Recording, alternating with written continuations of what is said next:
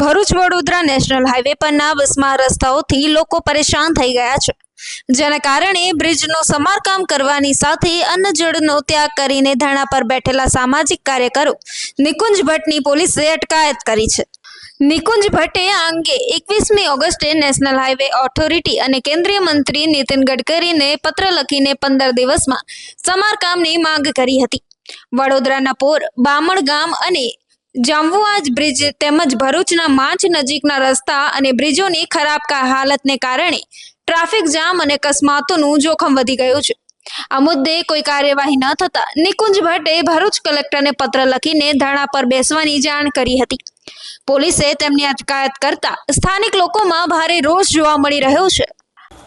જય ભારત સાથે જણાવવાનું કે હું નિકુંજ ભટ્ટ મેં અગાઉ 15 દિવસ પહેલા નેશનલ હાઈવે ઓથોરિટીના અધિકારીઓને તંત્ર સામે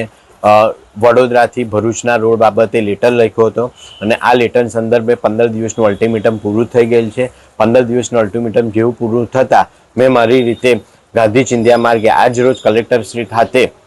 ગાંધી ચિંધ્યા માર્ગે આંદોલન ઉપવાસ પર ઉતરી રહ્યો હતો, પરંતુ ત્યાં જ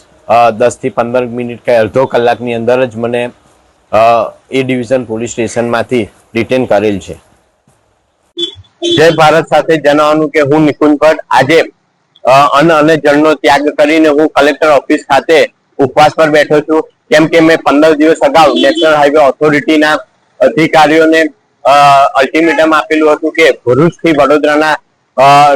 રોડ રસ્તા 15 દિવસની અંદર સમારકામ ન થાય તો હું અન્ન અને જળનો ત્યાગ કરી ને ભરૂચ કલેક્ટર ઓફિસ ખાતે બેસી તે મેં મારું વચન આજે પૂર્ણ કરું છું અને હું 10 વાગ્યાથી અન્ન અને જળનો ત્યાગ કરીને ભરૂચ કલેક્ટર ખાતે બેઠો છું।